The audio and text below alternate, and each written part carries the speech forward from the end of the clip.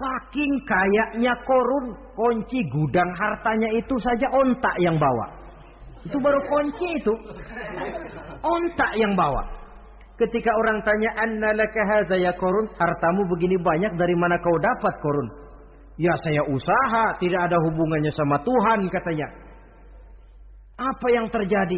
Lantaran kekurang ajarannya, melupakan nikmat, Korun dan seluruh harta bendanya ditenggelamkan Allah oleh gempa bumi. Makanya orang sekarang kalau dia macul ketemu harta, apa katanya? Gue dapat harta karun. Peninggalan si Korun itu barangkali dahulunya.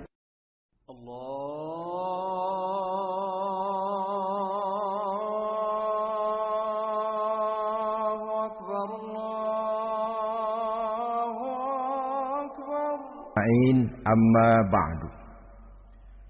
Saudara-saudara hadirin, ma'asyiral muslimin rahimakumullah. Salah satu dari rukun iman yang 6 mengajarkan kepada kita untuk beriman dengan adanya hari akhirat. Hari yang dimulai dengan kehancuran alam ini, yang dalam istilah kerennya disebut the last day of the world, di mana air laut tumpah ke darat, planet-planet bertabrakan, gunung meletus, bumi gempa, lalu semua yang bernama hidup mati. Terjadilah kebangkitan setelah mati itu dalam kehidupan yang disebut kehidupan akhirat. Pada kehidupan akhirat itu Allah jelaskan dalam surah Abasa ayat 34, "Yauma yafirrul mar'u min akhihi wa ummihi wa abihi wa sahibatihi wa banihi likulli imri'in minhum yauma idzin sya'nun yughnih." Hari di mana setiap orang akan lari dari saudaranya, dari ibunya dan bapaknya, dari istrinya dan anak-anaknya. Setiap orang pada hari itu disibukkan oleh persoalannya sendiri-sendiri. Sehingga sangat boleh jadi hari itu orang tua tidak lagi sempat memikirkan anaknya. Seorang suami tidak lagi sempat memikirkan istrinya. Seorang teman pun tidak akan sempat memikirkan teman. Tiap orang sibuk dengan persoalannya sendiri-sendiri untuk mempertanggungjawabkan kegiatan hidupnya ketika di dunia ini. Dalam keadaan semacam itu, di mana orang disibukkan dengan persoalannya masing-masing, ada 7 golongan manusia yang mereka tenang-tenang saja. Orang lain bingung, mereka kalem. Orang lain kepanasan, mereka mendapat keteduhan. Siapa mereka? Inilah yang akan kita jadikan pembicaraan pada pertemuan kita kali ini. Bersumber dari sebuah hadis di mana bersabda Rasulullah sallallahu alaihi wasallam, "Sab'atun yuzilluhumullahu yawma la zilla illa zilluh." Ada 7 golongan manusia, kata beliau, yang di akhirat nanti akan langsung mendapat perlindungan dari Allah. Padahal hari itu tidak ada lagi perlindungan selain perlindungan Allah. Sehingga lantaran Allah langsung yang melindungi mereka, maka mereka tidak merasakan lagi kepanasan akhirat. Mereka tidak lagi merasakan kebingungan. Mereka tidak lagi disibukkan oleh persoalan, lantaran mereka langsung dilindungi oleh Allah Subhanahu wa ta'ala. Siapa gerangan yang 7 orang ini? Marilah kita lihat satu persatu dengan harapan mudah-mudahan kita termasuk salah satu di dalamnya. Amin ya rabbal alamin. Manusia pertama yang langsung mendapat perlindungan dari Allah, kata Nabi, imamun adil. Pemimpin yang adil. Siapa sih pemimpin itu? Dan apa artinya adil? Saudara hadirin, secara umum yang dinamakan adil ialah at-tawassut bainal amraini. Orang yang pandai mengambil sikap jalan tengah dari dua persoalan yang dihadapinya. Biasanya tidak berat ke kiri, juga tidak berat ke kanan. Itu yang disebut adil. Orang yang tidak hanya sekedar bisa menuntut kewajiban dari seseorang, tapi juga bisa memberikan hak kepada orang itu juga disebut adil. Lalu pemimpin itu siapa? Setiap kita adalah pemimpin. Yang besar kecilnya kepemimpinan kita bergantung kepada apa yang kita pimpin. Dan sudah barang tentu bahwa setiap pemimpin akan dimintakan pertanggunggan jawab dari apa yang dipimpinnya. Seorang pemimpin yang adil, dia menaungi orang-orang yang dipimpinnya dalam kehidupan di dunia ini. Pantas kalau di akhirat nanti Allah langsung menaungi mereka. Oleh karena itu, pemimpin merupakan suatu amanah. Jabatan di samping dia merupakan amanah juga merupakan nikmat. Dan nikmat itu akan bergantung kepada pandai atau tidak kita mensyukurinya. Beberapa contoh dalam sejarah bisa kita lihat. Seorang bernama Umar bin Abdul Aziz. Pada saat beliau secara aklamasi dipilih menjadi pemimpin, menjadi presiden, ucapan yang pertama keluar dari mulutnya, Inna lillahi wa inna ilaihi raji'un. Coba bayangkan ini. Dipilih jadi pemimpin, diangkat jadi presiden, bukan alhamdulillah, malah inna lillahi wa inna ilaihi raji'un. Kenapa? Dia anggap jabatan itu adalah amanah. Menyia-nyiakan amanah berarti khianat. Dan khianat ini adalah dosa besar. Pantaslah kalau Allah subhanahu wa ta'ala memperingatkan, nikmat bisa saja berubah menjadi azab kalau kita tidak pandai mensyukurinya. La in syakartum la azidannakum wa la in kafartum inna azabi lasyadid. Kalau kamu pandai bersyukur, aku tambah nikmatku. Tapi kalau kamu tidak pandai bersyukur, kamu ingkar, kamu lupakan nikmat Allah, awas, azabku amat pedih, kata Allah. Jadi berdasarkan logika dari ayat ini bisa kita katakan orang kaya. Ada orang kaya enggak di sini? Ada orang kaya enggak? Yang kaya tolong dengerin. Orang kaya itu bisa masuk surga karena hartanya. Pun orang kaya banyak yang masuk neraka juga gara-gara hartanya. Tergantung syukur apa tidak syukur. Orang alim. Ada yang alim di sini? Ada. Tolong dengerin orang alim. Yang ustadz, yang kiai. Orang alim bisa saja masuk surga karena ilmunya.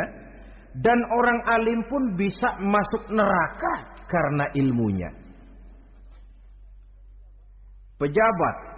Ada pejabat? Banyak. Pejabat itu bisa masuk surga karena jabatannya. Pun pejabat itu bisa masuk neraka karena jabatannya. Bergantung syukur apa tidak. Masuk neraka.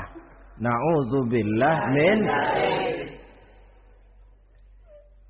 Ada orang alim. Dengan ilmunya dia bimbing umat. Dia katakan yang halal itu halal, yang haram itu haram. Dia katakan yang hak itu adalah hak, yang batil adalah batil. Dia tidak peduli apapun resikonya. Orang alim semacam itu dengan ilmunya bisa sampai ke surga. Tapi kalau ada orang alim Dengan ilmunya dia malah membodoh-bodohi orang yang memang sudah bodoh. Yang halal dibilang haram, yang haram dibikin remeng-remeng. Menjadi penjilat ke sana kemari. Orang alim semacam itu bisa masuk neraka karena ilmunya. Begitu juga pejabat, pemimpin. Kalau dengan jabatannya sebagai pemimpin dia berlaku adil, menaungi rakyatnya. Orang besar salah dihukum, orang kecil salah juga dihukum. Tidak hanya pandai menuntut kewajiban tapi juga pandai memberikan hak. Pemimpin yang adil semacam ini mensyukuri nikmatnya jabatannya, dia bisa sampai ke surga karena jabatannya. Tapi kalau dengan jabatannya dia berlaku sewenang-wenang, yang besar salah didiamkan, yang kecil salah segera ditegakkan hukum, hanya pandai menuntut kewajiban dari rakyatnya tapi tidak pandai memberikan hak, maka pemimpin semacam ini lantaran tidak pandai mensyukuri nikmat, bisa saja nikmat itu berubah menjadi azab.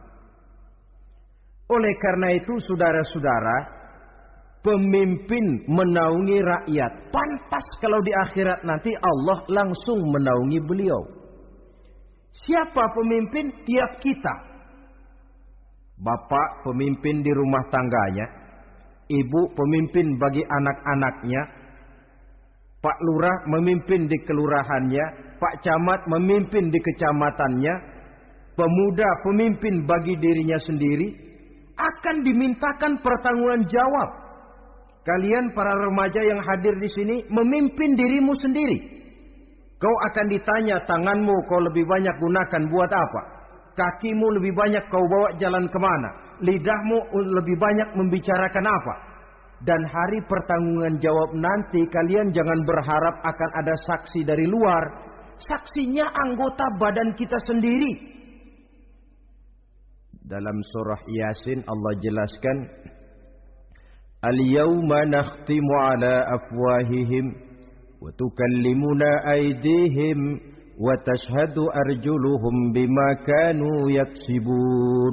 Ada kan di surah Yasin? Ayat berapa? Pokoknya Yasin dah.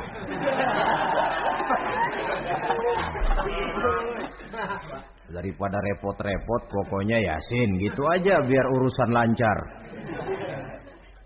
Al-yawma nakhtimu ala afwahihim. Pada hari itu kami kunci mulut mereka. Jadi tidak pandai lagi mulut ini bicara. Wa tukallimuna aydihim. Tangan-tangan mereka yang akan bicara kepada kami. Wa tashhadu arjuluhum. Kaki mereka akan memberikan kesaksian. Bima kanu yaksibun, terhadap apa saja yang telah pernah mereka lakukan dalam kehidupan di dunia ini. Hari pertanggungan jawab. Oleh karena itu kalau kita memimpin diri sendiri, berlakulah adil kepada diri sendiri. Nah, lalu masalahnya memang kita mesti adil kepada siapa saja sih? Ada 3 hal pokok yang kita harus berlaku adil. Pertama, adil kepada Allah. Yang kedua, adil kepada sesama makhluk. Dan yang ketiga, adil kepada diri sendiri. Adil kepada Allah artinya apa? Mendahulukan hak Allah daripada kepentingan pribadi. Kalau sudah datang waktu sholat asar misalnya, walaupun sedang enaknya latihan voli, berhentilah dulu sebentar. Sholat kita adil kepada Allah. Adil kenapa? Dalam contohnya dengan sholat misalnya.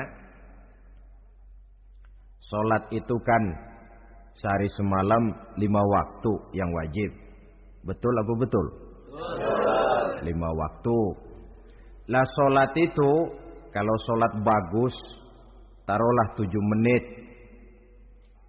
Kalau sholatnya itu kilat, 4 menit. Ada lagi yang kilat khusus.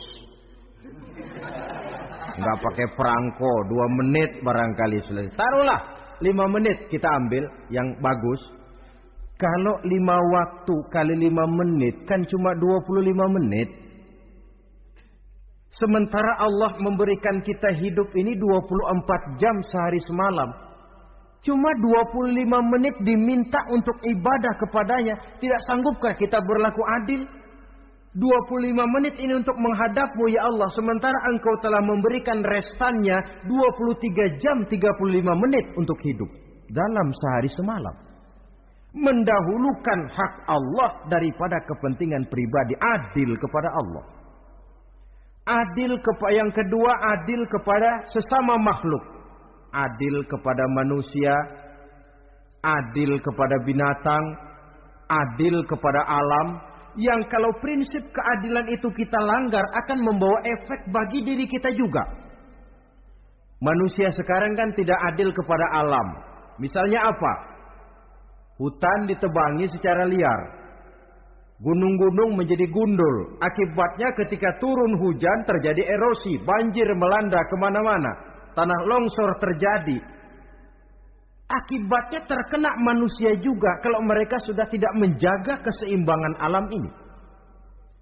Adil kepada orang lain. Apakah itu namanya tetangga, teman, keluarga. Dan yang ketiga, adil kepada diri sendiri. Bagaimana pengertiannya? Mata ini punya hak untuk tidur. Begadang terus tiap malam, tidak adil kepada mata. Nah, ini yang ketawanya paling kencang pasti tukang begadang ini.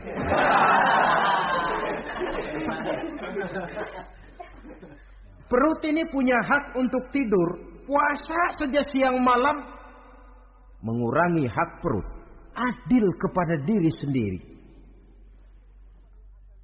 Untuk kehidupan yang akan datang di akhirat, pasti akan kita temui. Kita yakini keberadaannya. Yang oleh karena itu, kalau kebetulan kita ini adalah pemimpin, sekurang-kurangnya pemimpin bagi diri sendiri, marilah kita berusaha menjadi pemimpin yang adil. Supaya nanti di akhirat, Allah Subhanahu wa ta'ala memberikan perlindungan langsung kepada kita. Amin. Ya Rabbal Alamin. Ini yang pertama. Lalu yang kedua, orang yang akan langsung mendapat perlindungan dari Allah, syab nasha'a fi ibadatillah.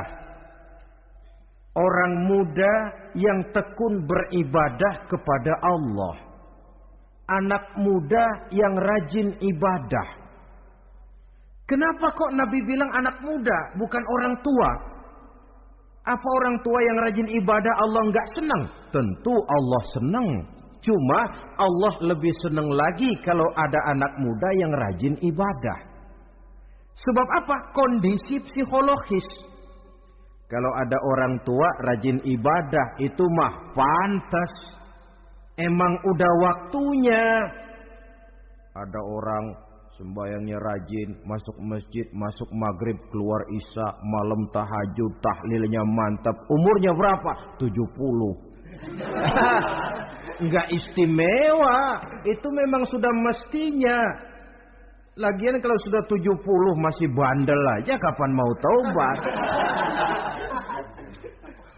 Tapi kalau ada anak muda, darahnya masih mengalir dengan panas, dia masih berusaha mencari bentuk-bentuk kepribadian dalam dirinya, dia masih mudah terpengaruh oleh lingkungan, tapi dia sanggup memblokir itu, disalurkannya di jalan Allah, dia tekun beribadah. Allah cinta betul pemuda semacam itu. Sehingga nanti di akhirat mereka langsung mendapat perlindungan dari Allah Subhanahu wa ta'ala. Selalu pembangunan yang mengarah kepada modernisasi diikuti dengan proses pergeseran nilai. Dalam kondisi semacam ini, kehidupan remaja pemuda yang masih mencari identitas dan pembentukan kepribadiannya mudah terpengaruh oleh hal-hal yang ada di sekelilingnya. Sehingga sangat boleh jadi apa yang dianggap orang dulu tabu lalu dianggap biasa.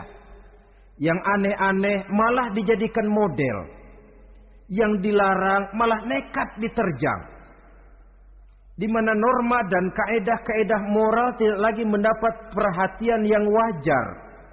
Dalam kondisi semacam ini terjadilah proses peluncuran moral. Dan hampir di mana-mana kehancuran suatu bangsa dimulai dengan kehancuran moral daripada generasi mudanya.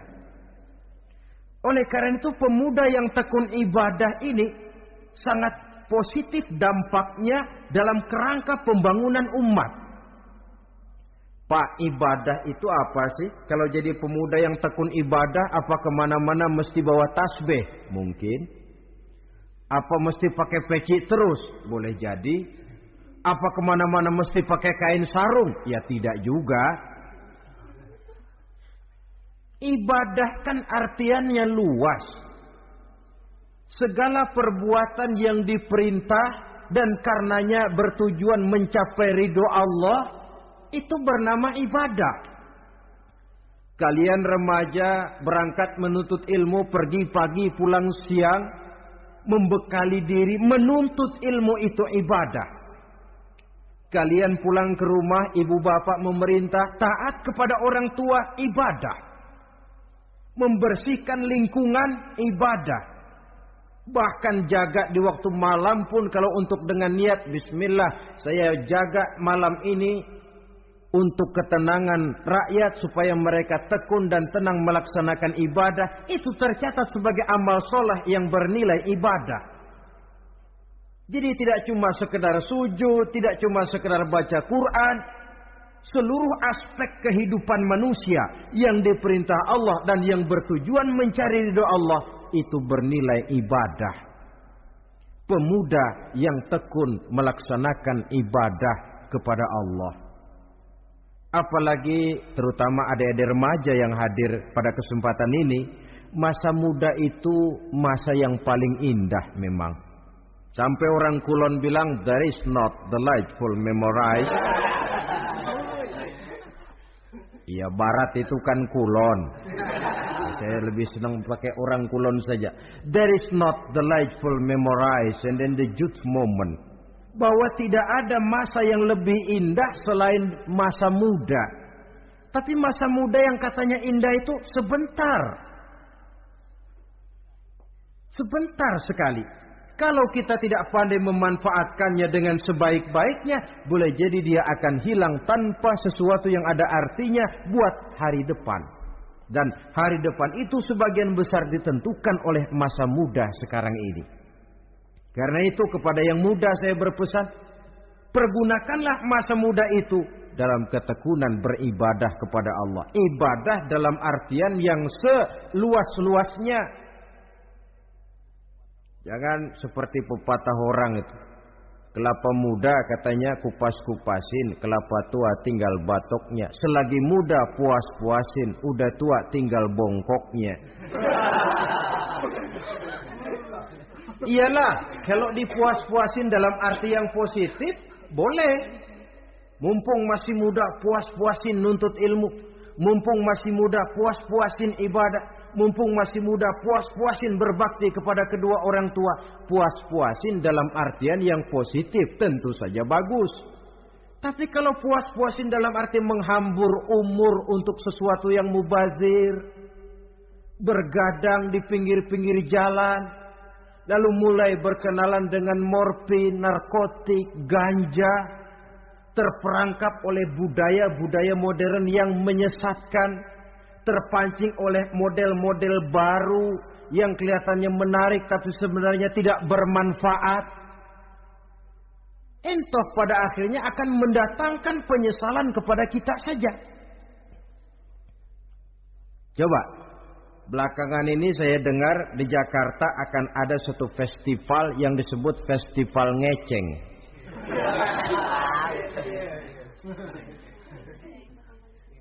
Ngeceng ini kalau bahasa gampangnya nampang. Jadi itu biasanya muda-mudi diri di pinggir-pinggir jalan, pakai kacamata hitam, pakaian warna-warni, rambut dicat sedemikian rupa supaya menarik perhatian. Mereka diri di pinggir-pinggir jalan, nampang, istilah ngepopnya ngeceng katanya. Oh, ini mau diadakan festival, secara langsung atau tidak, festival ini kan mempopulerkan ngeceng jadinya. Yang tadinya orang awam nggak kenal, lantaran diangkat ke permukaan jadi terkenal.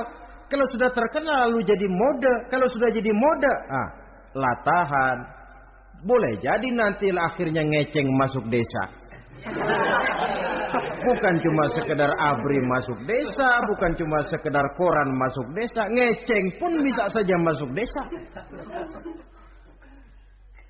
Banyak saluran-saluran positif yang sesuai dengan kreativitas jiwa remaja, ketimbang mengadakan sesuatu yang tidak ada manfaatnya, ketimbang menghabiskan umur untuk sesuatu urusan yang mubazir. Sedangkan umur bukan jatah gratis tanpa batas waktu. Ada pertanggungan jawab. Umurmu kau habiskan di mana? Masa mudamu kau selesaikan di mana? Itu akan dimintakan pertanggungan jawab. Nah, pemuda yang tekun ibadah kepada Allah, dampak positifnya apa? Dia punya sandaran vertikal kepada Allah. Jiwanya besar, jiwanya mandiri. Dan ini yang kita perlukan. Pemuda yang siap jadi pelopor, bukan pengekor. Pemuda yang sanggup mandiri dan bukan membanggakan keturunan leluhurnya. Kata pepatah, wa khairun nasi dzu syarafin qadimin aqama li nafsihi syarafan jadida wa syarrun nasi dzu khumulin idza fakhartahum zakarul jaduda. Generasi yang baik adalah generasi yang punya kejayaan masa lalu, dan buat mereka sendiri mereka mampu mendirikan kejayaan yang baru. Artinya nenek moyangnya memang orang-orang terhormat, tapi dia mampu mandiri mendirikan kehormatan itu bagi pribadinya.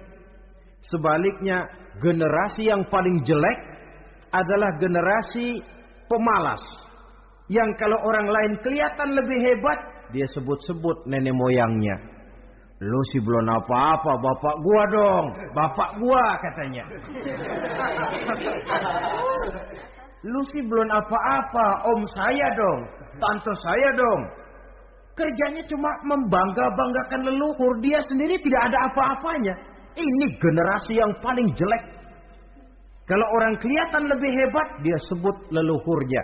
Sementara dia sendiri nol nilainya, tanpa ditunjang oleh fasilitas leluhurnya. Pasukan pemuda mandiri macam ini yang kita perlu. Bukan sekedar pasukan pemuda oke bos, kulunuwun, yes sir, yes man, kumaha juragan wae.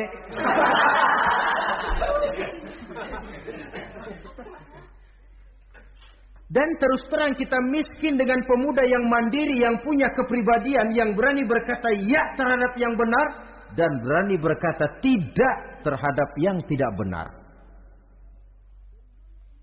Dari mana ini didapat? Sandaran vertikal dalam bentuk ibadah kepada Allah akan memantapkan jiwa, membersihkan hati, sehingga dia akan berfungsi seperti radar.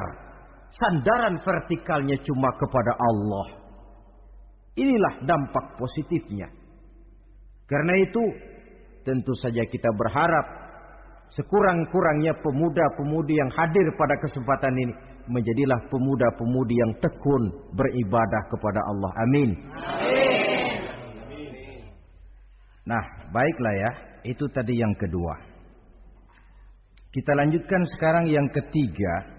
Orang yang akan langsung mendapat perlindungan dari Allah. Kata Nabi, rajulun qalbuhu mu'allakun bil masjidi. Seseorang yang hatinya selalu terpaut kepada masjid. Apa arti terpaut kepada masjid ini? Apa orang yang gak pernah keluar-keluar dari masjid? Tentu saja bukan. Apa gunanya di dalam masjid terus kalau kerjanya cuma tidur doang? Maksud terpaut kepada masjid ini, hatinya selalu berpikir bagaimana memakmurkan masjid. Jasadnya boleh saja ada di kantor, boleh saja ada di pasar, boleh ada di sawah, boleh ada di ladang. Tetapi hasil daripada usahanya dia lalu berpikir bagaimana memakmurkan masjid. Sebab apa? Masjid merupakan center of activity. pusat daripada kegiatan umat. Kalau kita lihat fungsi masjid di zaman Rasul, di masjid beliau berdakwah, di masjid beliau mengatur negara, di masjid beliau mengadakan perundingan, di masjid beliau bermusyawarah dengan para sahabat. Pusat daripada kegiatan umat. Dan memakmurkan masjid ini dasarnya tidak lain karena iman kepada Allah. Prinsipnya bagaimana kita menghidupkan masjid dan bukan mencari hidup di masjid. Kalau sudah prinsipnya dibalik, bukan menghidupkan masjid tetapi mencari hidup di masjid, saya khawatir masjid akan ambruk. Nyatanya kadang-kadang masjid kita ini fungsinya belum maksimal. Kadang-kadang ada kok masjid yang bukanya cuma seminggu sekali. Jumat pagi jam 9 masjid buka, Jumat jam 2 tutup, buka-buka lagi Jumat depan. Seminggu sekali. Kelemahan lainnya manajemen masjid, terus terang sajalah kita bicara. Kadang-kadang pengelolaannya ketua masjid bapaknya, khatib mantunya, sekretaris ponakannya, imam Bilal cucunya. Gak ada orang lainnya. Ya kalau bagus kepengurusannya tidak apalah. Tapi kadang-kadang kelemahannya ialah bagaimana menciptakan manajemen masjid yang baik sehingga masjid bisa berfungsi sebagaimana fungsinya di zaman Rasulullah sallallahu alaihi wasallam. Apalagi belakangan ini ada kecenderungan yang membuat kita optimis, gembira. Remaja, pemuda-pemudi mulai gemar datang ke masjid. Berkumpul membentuk remaja masjid, remaja musola, mengadakan kegiatan majelis taklim yang mingguan, yang bulanan, aksi sosial, yang semuanya bermuara dari kehidupan masjid. Sesuatu yang menggembirakan. Dan sudah sepatutnya para pengelola masjid membuka pintu untuk bisa mengatur masjid menurut manajemen yang diharapkan oleh umat. Karena bagaimanapun di masjid dua jalur komunikasi, bahasa kerennya two-way traffic communication, itu bisa kita laksanakan. Yaitu hablum minallah wa hablum minan nas. Berhubungan kepada Allah dan berhubungan kepada sesama manusia bisa terlaksana di masjid. Berhubungan dengan Allah jelas saja lewat sholat misalnya. Berhubungan dengan sesama manusia jelas saja lewat musyawarah, lewat majelis taklim, lewat kegiatan-kegiatan yang mensyiarkan agama. Dan begitu selanjutnya. Saudara hadirin yang saya hormati, memakmurkan masjid sebagai rumah Allah. Sebab dalam hadis kursi Allah katakan, inna buyuti fil ardi al masajid wa inna zuwari fiha ummaruha. Rumahku di permukaan bumi adalah masjid-masjid, kata Allah. Dan orang-orang yang memakmurkan masjid, orang yang datang ke masjid adalah tetamuku. Kalau Allah memerintahkan kita menghormati tamu, tentu Allah lebih tahu bagaimana menghormati tamunya sendiri. Allah mengajarkan kita, hormatilah tamumu. Sekarang kita yang menjadi tamunya Allah dengan datang ke masjid, dengan memakmurkan masjid, Allah lebih tahu menghormati tamunya. Ini yang ketiga. Yang keempat, hadirin, orang yang langsung mendapat perlindungan dari Allah itu rajulani tahabba fillahi ijtama'a alaihi wa tafarraqa alaihi. Dua orang yang menjalin persaudaraan, yang bertemu dan berpisah karena Allah. Bersaudara karena Allah. Bukan karena orang punya pangkat tinggi lalu kita temani, bukan karena orang kaya lalu kita dekati, tetapi karena Allah. Kau di jalan Allah, mari kau saudara saya. Kau keluar dari jalan Allah, maaf sajalah, bawalah dirimu sendiri, saya akan membawa diri saya. Lebih baik sendiri daripada berteman jahat. Berdua memang lebih baik daripada sendiri. Tapi sendiri lebih baik daripada berteman jahat. Maksudnya apa ini? Sederhana dalam benci, sederhana dalam cinta. Ukurannya Allah. Al-Quran mengisyaratkan, wa asa an tuhibbu syai'an wa huwa syarrul lakum. Wa asa an takrahu syai'an wa huwa khairul lakum. Sangat boleh jadi kata Allah kamu menyenangi sesuatu padahal akibatnya tidak baik bagi kamu. Dan sangat boleh jadi kamu membenci sesuatu padahal akibatnya baik bagi kamu. Nah, mari kita lihat. Kalau orang bersaudara cuma karena temannya itu punya pangkat tinggi, saya yakin kalau temannya pensiun, persaudaraannya akan selesai sampai di situ. Kalau kita mencari teman cuma karena dia kaya, satu saat dia jatuh bangkrut, jatuh miskin, persaudaraan akan selesai sampai di situ. Tapi kalau karena Allah yang bisa memisahkan kita apabila orang sudah keluar dari jalur yang diridhoi oleh Allah Subhanahu wa taala. Oleh karena itu kepada semua hadirin, mari menjalin persaudaraan dalam bentuk ideal yang diajarkan oleh Islam. Nilai persaudaraan yang diikat oleh akidah. Kalaupun harus benci, bencilah sederhana.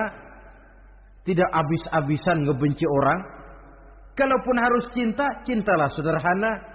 Boleh jadi yang hari ini kita benci bukan main, besok kita senangi. Mungkin yang hari ini kita cintai mati-matian, besok sudah berubah menjadi yang kita benci. Sederhana saja, tidak usah berlebih-lebihan. Kalau nilai persaudaraan yang diajarkan ini bisa kita wujudkan, persaudaraan yang diikat dengan nilai akidah, maka dari persaudaraan semacam itu, insya Allah kita bisa berbuat banyak untuk kepentingan diri, keluarga, masyarakat kita pada umumnya. Ini kelompok yang keempat. Orang kelima yang nanti langsung mendapat perlindungan Allah, rajulun da'athum ra'atun zatu mansibin wa jamalin ila nafsiha faqala inni akhafullaha rabbal alamin. Seorang laki-laki, kata Nabi, yang dipanggil oleh perempuan cantik. Laki-laki normal dipanggil oleh perempuan cantik. Untuk apa? Diajak melakukan perbuatan yang negatif. Tidak ada orang yang tahu. Tempatnya sepi. Apa yang terjadi? Orang ini berkata, inni akhafullaha rabbal alamin. Maaf saja, saya takut kepada Allah. Orang yang bermoral nanti di akhirat langsung dilindungi oleh Allah. Tidak mudah jatuh oleh bujuk rayu. Tidak mudah terpesona oleh wajah-wajah yang menggiurkan. Seperti dalam sejarah yang terkenal itu Nabi Yusuf alaihi salam. Kenal kan Nabi Yusuf? Nabi Yusuf itu bekerja di istana Kitfir. Kitfir ini punya istri namanya Zulaikha. Orangnya cantik. Diam-diam Zulaikha ini rupanya naksir sama Yusuf. Satu hari suaminya tidak ada di rumah, pintu dikunci-kunciin. Setelah pintu semua terkunci, dia panggil Nabi Yusuf, "Hai Talak, Yusuf, sini." Kata Yusuf, "Mau ngapain?" "Pokoknya sini." "Iya, mau ngapain?" "Iya, kayak orang-orang, ngapain sih?"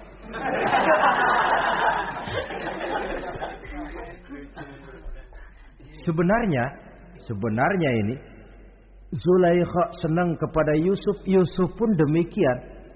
Walaqad hammat bihi wa hamma biha. Zulaikha menyenangi Yusuf, Yusuf pun menyenangi Zulaikha. Tapi apa?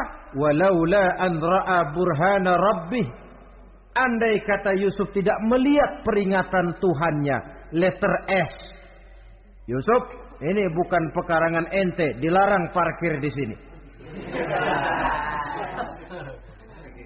Sehingga walaupun tidak ada yang tahu tidak ada yang melihat, Nabi Yusuf selamat dari bujuk rayu Zulaikha. Mempertahankan nilai-nilai moral di tengah kemajuan zaman memang merupakan pekerjaan yang tidak ringan. Merupakan pekerjaan yang sangat berat. Akan ada saja cobaan, akan ada saja gangguan yang kita temui di sepanjang perjalanan hidup ini. Tapi sebaliknya, kalau orang sudah tidak lagi menjunjung moral yang tinggi, lalu hidup menurut selera sendiri-sendiri, ya kita lihatlah lahirnya kebudayaan kumpul kebo yang diawali dengan free sex yang mengarah kepada Samen Leven alias hidup bersama tanpa nikah. Memang sebabnya boleh jadi macam-macam. Mungkin karena broken home, nggak merasa diperhatikan di rumah, ibu bapak sibuk lalu anak mencari kesibukan sendiri. Mungkin karena tekanan ekonomi dalam kehidupan miskin, lalu ada yang menawarkan kerjaan, tidak taunya malah dilemparkan ke lembah hitam. Mungkin juga karena pengaruh pergaulan dari lingkungan baik-baik lalu berteman dengan yang tidak baik, hanyut di telan arus pergaulan. Mungkin juga pengaruh kebudayaan yang dia tonton, buku yang dia baca, film yang dia lihat, ikut mewarnai dan membentuk kepribadiannya. Tapi apapun alasannya, satu hal yang jelas semuanya berangkat dari rapuhnya pegangan orang kepada nilai-nilai agama. Sebab sumber nilai moral yang tertinggi tidak lain agama adanya. Intinya apa? Intinya tidak lain orang yang beragama itu meyakini bahwa kemanapun dia pergi, dimanapun dia berada, Allah selalu melihat yang dia lakukan. An ta'budallaha ka'annaka tarahu fa illam takun tarahu fa innahu yaraka. Begitu yang kita pelajari dalam ihsan. Engkau beribadah kepada Allah seolah-olah kau lihat Allah. Kalaupun Allah tidak kau lihat, yakinlah Allah melihatmu. Jadi kalau saya sendiri, yang kedua itu Allah. Dibujuk rayu oleh cewek cakep, ayo dah bang, gak ada orang, kita cuma berdua. Dia bilang enggak, kita enggak berdua, bertiga. Berdua bang, bertiga. Yang ketiga siapa? Lu, gue, Allah, tiga.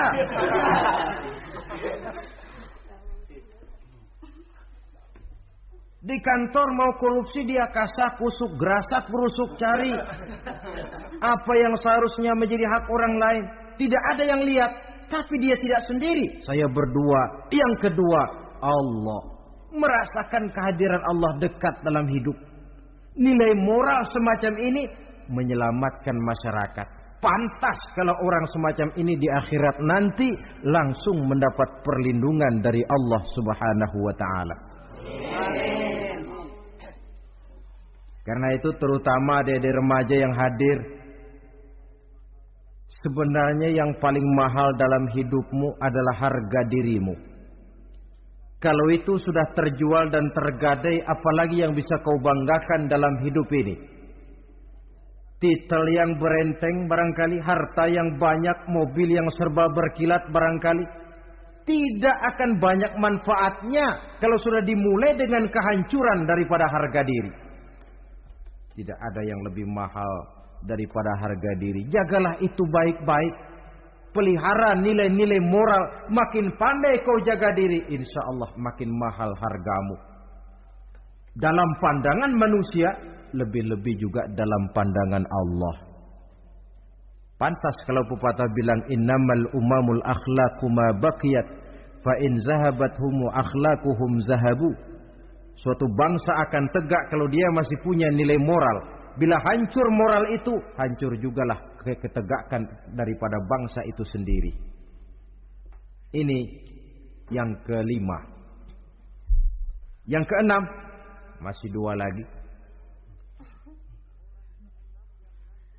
Orang keenam yang nanti akan langsung mendapat perlindungan dari Allah, rajulun zakarallaha khalian fafadat ainahu. Seseorang yang mengingat Allah dalam kesunyian lalu berlinang air matanya. Tengah malam dia bangun, bertahajud dia kepada Allah. Gemersik tikar tersentuh tangan, laksana lambaian tangan malaikat maut nak datang merenggut nyawa. Terbayang segala dosa dan kesalahan, tergambar semua kekeliruan yang dilakukan dalam hidup. Lalu air mata pun tanpa terasa berurai membasahi pipi. Orang yang mengingat Allah dalam kesunyian. Saudara, tidak ada orangnya itu yang tidak punya dosa. Coba saya mau tanya, yang kumpul di sini ada nggak orangnya yang nggak punya dosa? Tidak ada. Dan memang orang yang baik itu bukan orang yang tidak punya dosa. Sebab tidak ada orang yang tidak punya dosa. Orang yang baik adalah orang yang apabila dia melakukan dosa, dia segera sadar, dijadikannya itu sebagai pelajaran untuk tidak diulanginya lagi pada masa yang akan datang. Dengan kata lain, mengingat Allah dalam kesunyian itu artinya bertaubat. Ini kan anak muda sekarang nih, kalau diajak bicara taubat, taubat mah urusan 70 ke atas, Pak. Kita ini masih lama. Padahal masalah taubat bukan masalah tua. Masalah taubat adalah masalah dosa, dan masalah dosa adalah masalah manusia sejak dia akil balik sampai dengan kehidupannya yang sekarang. Sengaja atau tidak, besar atau kecil, ringan atau berat, tiap kita mesti mempunyai yang namanya dosa.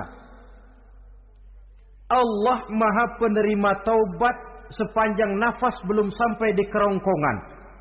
Jikalau nafas sudah sampai di tenggorokan, baru kita mau melaksanakan yang namanya taubat. Kasihlah itu.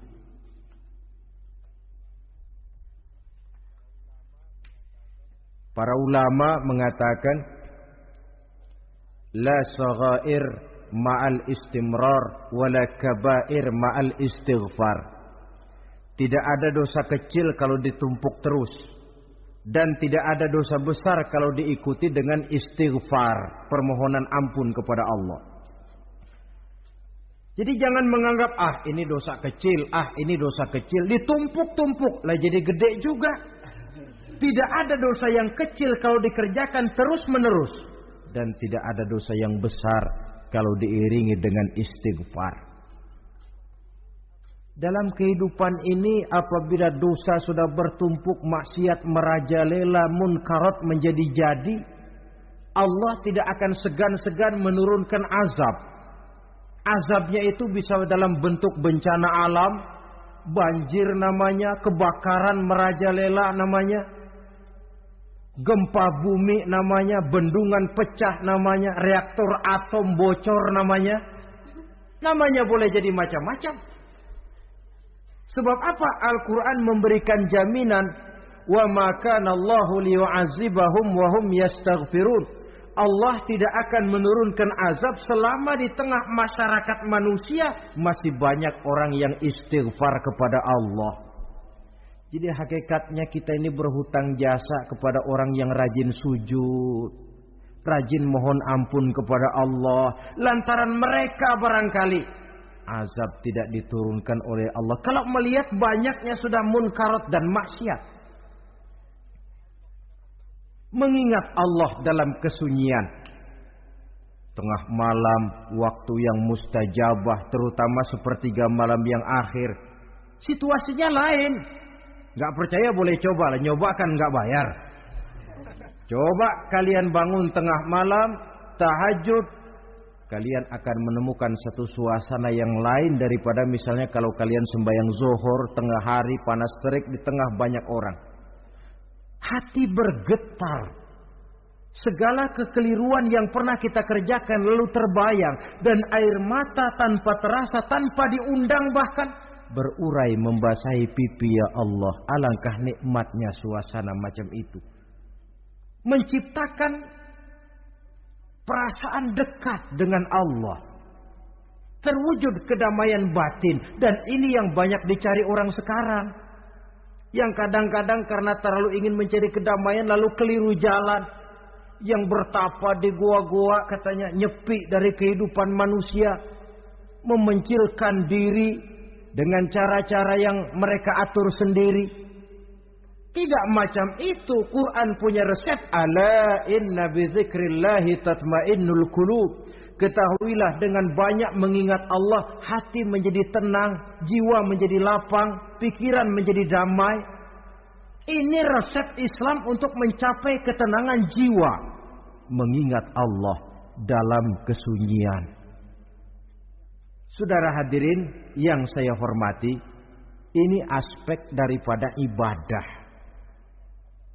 Jadi dengan kata lain, masalah mengingat Allah dalam kesunyian, mengingat dosa bukan urusan orang tua, tapi masalah manusia. Siapapun adanya, sejak dia akil balik, mesti entah kecil besar, entah sedikit entah banyak, ada kesalahan yang dilakukannya. Karena itu, kalau kita masih diberikan kesempatan untuk hidup, artinya Allah masih memberikan kesempatan kepada kita untuk memperbaiki diri. Nanti kalau sudah sangkakala ditiup, alam hancur seperti yang saya jelaskan di awal tadi, sudah tidak sempat lagi, yang tinggal menyesal. Ada yang meratap lalu berkata, ya laitani kuntu turaba. Dalam Quran, aduh andai kata kita bisa balik jadi tanah aja dah dulunya, jangan jadi orang. Kalau dulu kita tetap jadi tanah mah nggak tanggung jawab apa-apa. Dijadiin orang sekarang mesti tanggung jawab. Bagaimana ini? Bingung. Ada yang berkata, ma aghna anni maliya halka anni sultaniyah. Ternyata harta yang saya bangga-banggakan tidak bawa manfaat hari ini. Ternyata jabatan yang pernah saya duduki malah merusak saya hari ini. Tinggal lagi penyesalan karena kelalaian memanfaatkan waktu hidup dalam kehidupan di dunia ini. Karena itu pandai-pandailah membagi orientasi. Ada saatnya kita sibuk tenggelam dalam berbagai urusan dunia, lain saat tenggelam dalam kefanaan dan kesunyian, membekali diri untuk kehidupan akhirat nanti. Sebentar meninggalkan dunia, rekes kepada Allah, mi'raj, naik menghadap Allah. Supaya terwujud keseimbangan untuk mencapai fid dunya hasanah wa fil akhirati, kebahagiaan dan kebaikan di dunia maupun di akhirat nanti. Inilah golongan yang keenam. Orang yang langsung mendapat perlindungan Allah, yang mengingat Allah dalam kesunyian. Yang ketujuh, yang terakhir, orang yang langsung mendapat perlindungan dari Allah di akhirat nanti, rajulun tasaddaqa bi sadaqatin fa akhfaha hatta la ta'lama shimaluhu ma tunfiqu yaminuhu. Seseorang yang bersedekah, lalu dia ikhlas dengan sedekahnya sehingga tangan kirinya tidak tahu apa yang diberikan oleh tangan kanannya. Orang yang pemurah, orang yang menyadari bahwa apapun yang dia punya dalam hidup ini cuma sekedar titipan. Fungsinya lalu seperti keran, menyimpan air tapi untuk disalurkan lagi kepada orang yang memang memerlukannya. Alangkah nikmatnya kalau Allah memberikan kepercayaan kepada kita untuk menjadi penyalur, distributor rezeki. Kalau kita ingat kemari, berpikir ke sini, kita tidak akan sayang lagi. Enak saja yang peras keringat banting tulang cari rezeki saya, sampean datang-datang mau minta. Lah, mungkin rezeki dia tapi lewat tangan kita. Satu kehormatan dari Allah kalau kita dijadikan seperti keran, menyimpan air tapi tidak untuk dirinya sendiri, disalurkannya kepada orang-orang yang memang memerlukannya. Tidak ada orang jatuh bangkrut lantaran bersikap pemurah, dan tidak ada orang jadi kaya raya lantaran dia bakhil atau pelit bin kikir alias medit.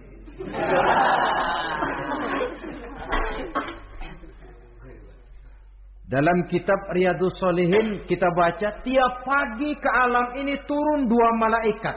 Cuma kita nggak tahu. Dua-duanya berdoa. Yang sebelah kanan berdoa, yang sebelah kiri berdoa. Kata yang sebelah kanan doanya tiap pagi ini. Kata yang malaikat yang satu dia berdoa, Allahumma a'ti munfiqan khalafa. Ya Allah, kepada orang-orang yang suka infak, kepada orang-orang yang suka memberi, kepada orang-orang yang pemurah, gantilah mereka dengan yang lebih baik dari apa yang telah mereka berikan. Lalu malaikat yang satu berdoa, Allahumma a'ti mumsikan talafa. Ya Allah, kepada orang-orang yang mumsik, bakhil, kikir, berilah mereka kerusakan dan kebinasaan di dalam harta mereka. Maka lihat sajalah, orang kaya tapi pelit, ada saja jalan yang kira-kira duitnya bakalan jadi keluar dan gak ada pahalanya. Apa kena musibah lalu berobat sekian juta, apa kemalingan, apa ditipu orang, ada saja cara duitnya keluar yang gak ada pahalanya. Inilah prinsipnya. Allah mencintai orang pemurah. Dalam hadis qudsi, uhibbu ahlas sakha wa hubbi lil faqiri syakhi asyad. Aku cinta kepada orang yang pemurah, tapi aku lebih cinta kepada orang miskin yang pemurah. Orang kaya pemurah Allah cinta, orang miskin pemurah Allah lebih cinta. Kenapa? Nilainya lain. Orang kaya sedekah 500, orang miskin sedekah 500, sama 500-nya, tapi saya yakin pahalanya lebih besar buat si miskin. Kenapa? Buat orang kaya 500 apa artinya? Sekelebatan. Buat si miskin 500 dia mesti peras keringat banting tulang. Tapi dia berani memberi seperti beraninya orang kaya. Nilai ini yang dilihat oleh Allah.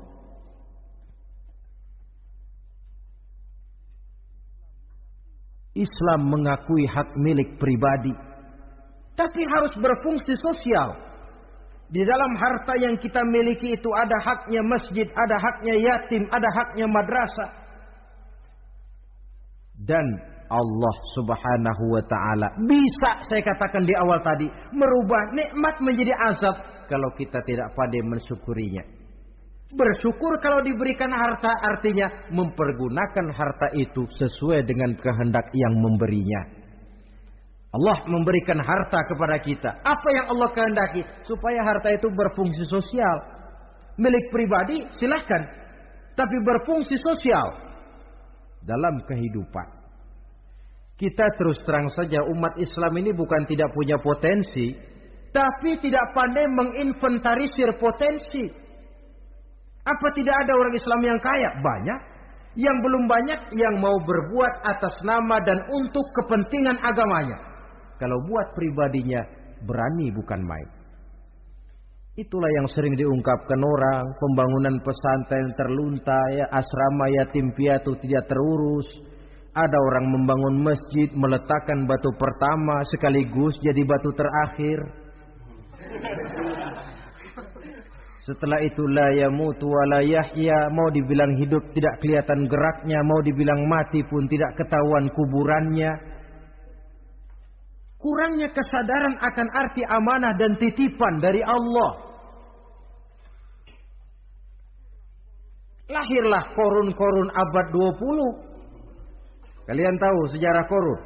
Saking kayaknya korun, kunci gudang hartanya itu saja onta yang bawa. Itu baru kunci itu. Onta yang bawa. Ketika orang tanya, "Anna laka hadza ya Qarun?" Hartamu begini banyak, dari mana kau dapat, Qarun? Ya saya usaha, tidak ada hubungannya sama Tuhan, katanya. Apa yang terjadi? Lantaran kekurang ajarannya, melupakan nikmat. Qarun dan seluruh harta bendanya ditenggelamkan Allah oleh gempa bumi. Makanya orang sekarang kalau dia macul ketemu harta, apa katanya? Gue dapat harta karun. Peninggalan si Qarun itu barangkali dahulunya. Saudara-saudara, oleh karena itu, kalau kita oleh Allah diberikan amanah berupa harta, pandailah bersyukur dan jadilah orang yang ikhlas dalam bersedekah. Nah, inilah pertemuan kita pada kali ini. Walaupun singkat, mudah-mudahan sekali lagi kita termasuk salah satu di antara 7 golongan yang di akhirat nanti langsung mendapat perlindungan dari Allah. Terima kasih banyak atas segala perhatian. Mohon maaf atas segala kekurangan. Usikum wa nafsi bitaqwallah. Wassalamualaikum warahmatullahi